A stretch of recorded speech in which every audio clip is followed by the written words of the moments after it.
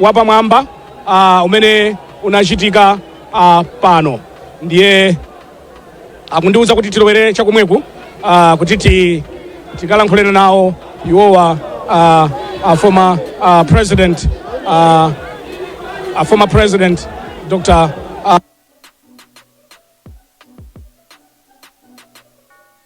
Lankhulana nawo President Muluzi. Your Excellency, we are live on Times Television, Komanso Radio. And akuimba dzina lanu kodi mumatana anthu? Well, one akudziwa kuti natumikira zaka 10 zaka zapitazi ya kuimba nyimbo mmene mabwera chimodzimodzi kuimba nyimbo zokuti amatatu basi choncho ndi kuyamika basi. Mwaona bwanji mwambo mmawa? No, mwambo unali bwino. Ndi history ya dziko la Malawi monga mukudziwa kuti 1994 and Malawi anavotera kuti kukhale democracy dziko muno. Imene imatanthauza kuti chaka chili zaka 5 zina zizonse azisankha atsogoleri amene akuafuna. Chaka chino kunali masankho pa 16 September anasankha atsogoleri amene akuafuna ndipo anasankha Professor Peter Mutharika kuti akhale president wa dziko la Malawi. Ndiye ife nati tidzakhale nawo. Zikuoneka kuti democracy yathu ikukhwima. Kuzogwirizana nane kapena kutsutsana nane? Yeah, ikukhwima chifukwa chisankhocho ndiye democracy. Tinanena kuti kwa every 5 years kuzikhala zisankho za president, bungwe ku nyumba ya malamulo komanso makansala. Zimene zikuchitika ndipo zikuchitika mwamtendere. Makamaka masankho achaka chino taona kuti panalibe zovuta zina zambiri. Asankha ndi mwaufulu, asankha president ndo amene akufuna. Zikadakhalanso zokoma achakwera kadakhala pano.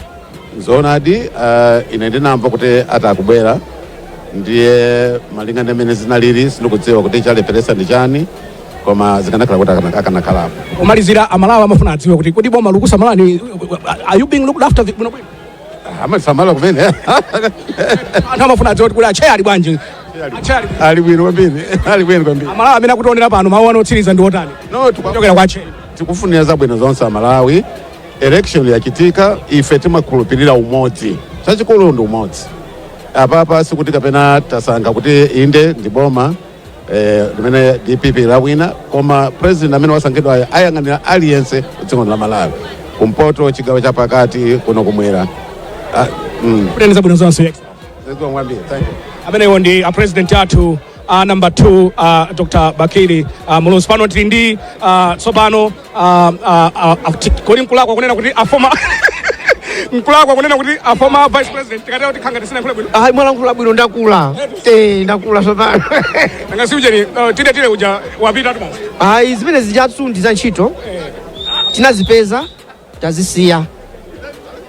Sumati ndi zako iyayi. Ndi muzolowera kuima mkiu bwino bwino kuli makiu. Iyayi ndipo atangolengeza kuti DPP yawina. Ndinayambira tu practice. Kumayenda opanda tinti uja. Ndiye kuti zindivutanso iyayi. Inapanga practice kale. In fact ukakhala kuti uli pa udindo umene ujawo uziyesesa kukhala moyo umene aliyense amakhala. Kuti zimene zikatha usapenge usavutike. Munadzikonzekeretsa nokha psychological and mental. Ine ndinazikonzekeretsa podziwa kuti amene amasankha mtsogoleri ni Mulungu. Komanso ngati suli mtsogoleri kapena president kapena vice president sikuti iweyo wasiya kukhala Malawi wofunika. Chifukwa nthawi zambiri timakhala maganzoti udindo watha ndiye basi ndizingokhala kumene kundikulakwisa chifukwa mavuto Malawi muno ndi ambiri sizingatheke kuti president vice president nduna ndi ma MP akwanise kuthesa mavuto onse. Ineyo ndi former vice president pamene ndili kuthekera kuthandiza Malawi tithandize msalinde kuti asifasine vice president. DPP atanena kuti mungatithandize mkozolola kumene kaya ndi unduna kaya ndi advisor kaya ndi chani. Tsopano ndi mukufunsa mafunso amene palibepo. Ine kwanga nkufunsa. Iyayi pakati pano pati yang'ane izi tiyaleke achipani cha DPP akhazikike ayendese boma amene akufunira. Vuto limakhalapo ndife anthu limati boma lanyoni likangobwera kumene unaliko kuyamba kuthawako kuthamangira ukuku ndiyo kumati kuthamangira ukathandize kuthamangira ndalama. Ine pamene ndili kuthekera kuthandiza Malawi olo ndisali mboma. Ndiye mukhala mdziko muno kapena mupita kunja paja muli ndi anzanu ambiri azungu. Iyayi kukuzani chilungamo ndikhala Malawi muno komanso kunjako ndizipita nakakunja basic kala konkuno basic faina mara ya mapeza ntchito kaya ku Denmark kaya iya sono zimene zisanena panopo kanene pano Brian tinene kuti ineyo kuli konse mene ngapite siko kakhala mwina 1 month 1 week koma best yanga ndi kumalawi kunoko usaiwale ndini chipani cha Odiaza chalibe mulandu pakati pano president wake ndineyo sindingachisiye komanso chimene anayankhula a Professor Brown Chimphamba kuti chimene ungachite chofunika kwambiri chachikulu chimene uchitira dziko lako mmene ndafika pakali pano kupita kukakhala kunja ndikutaya nthawi ena amanena kuti was it necessary for you kuti mupikisane ndi achakwera ena amakhoza kuona ngati kuti mwina simunayamike inu mazimvetsa bwanji ena amaganiza kuti mwina it was not necessary for you kuti mpaka musinthane mawu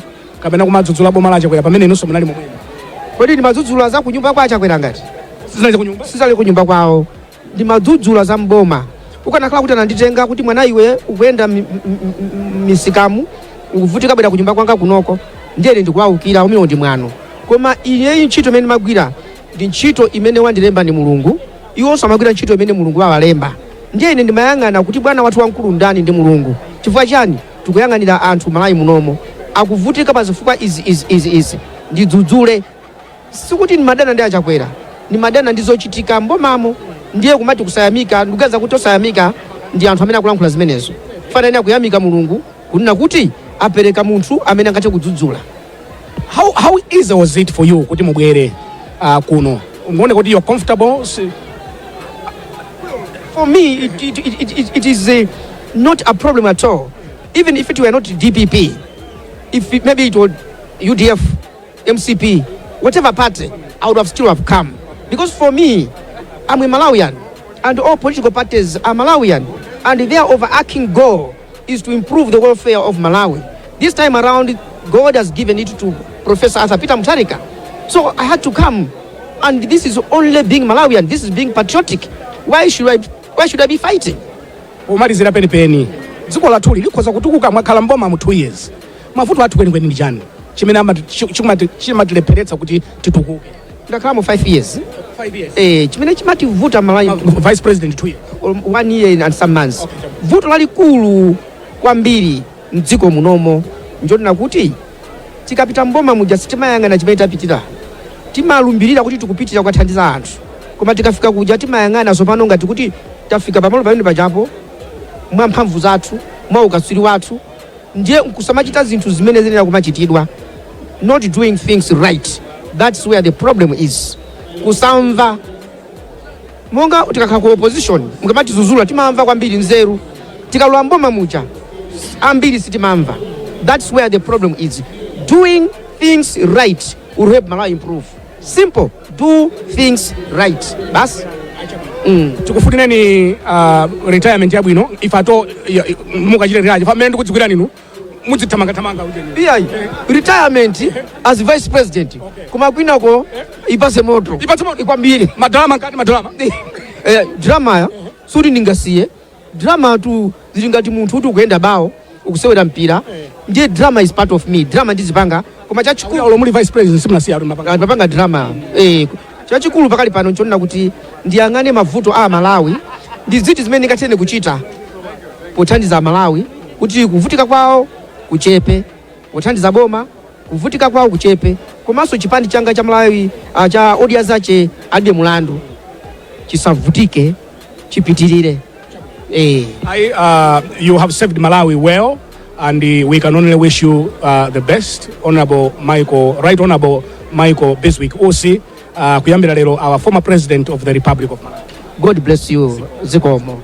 Amene ndi vice president dziko lino la Malawi, nzanga wanda mwina uchezeko ndi Dr. Joyce Banda. Tikupatsirani kwa nzanga wanda kuti acheze ndi Dr. Joyce Banda.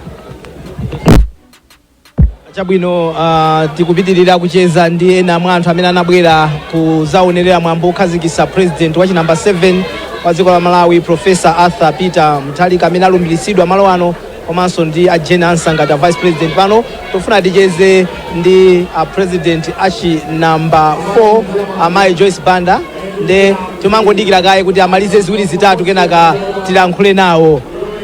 Your Excellency, you can see it, ma'am. Ineyo ndingokhala pompano pa.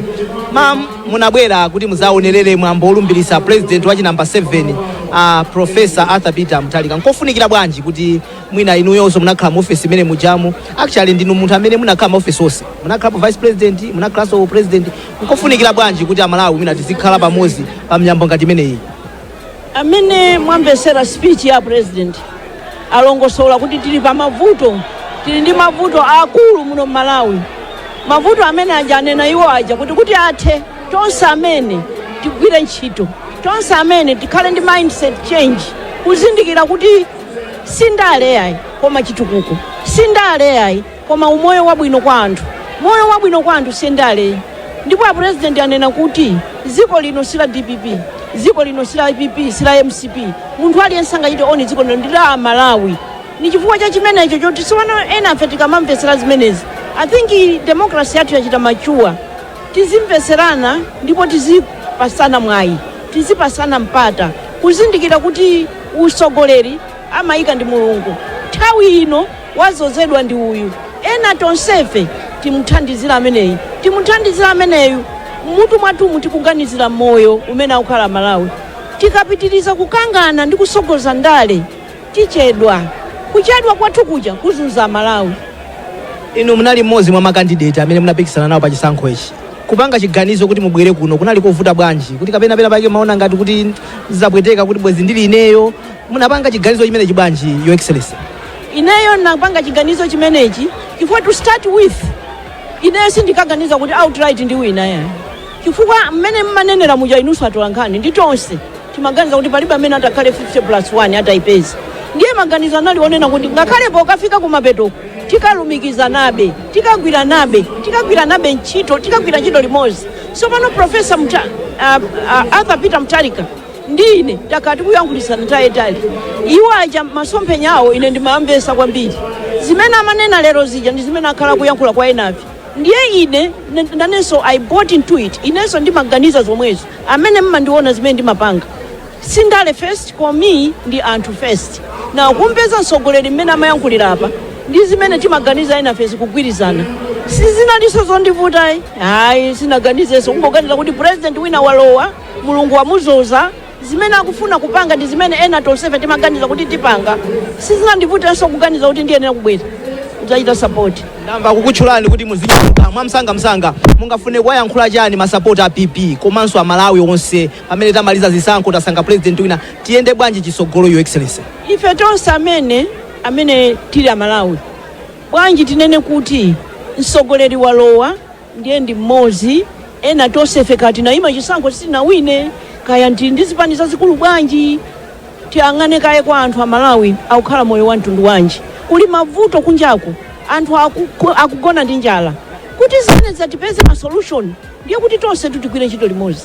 Wina akatoleko ine zulo this week alone ndasegula ma feeding center 3 odiana. Zimene zije ndi zimene tiyenera kupanga tonse. Iwe ukulowera ukupanga izi zothandizira Malawi. Ndale samaja yayi. Ndiye pano Mulungu wazoza president mmodzi. Ife timusatira ameneyo bwanji. Bwanji timve zimene akunena amene. Bwanji timpase mpata president ameneyo. Ndathokoza, Your Excellency. Komanso adata thokoza.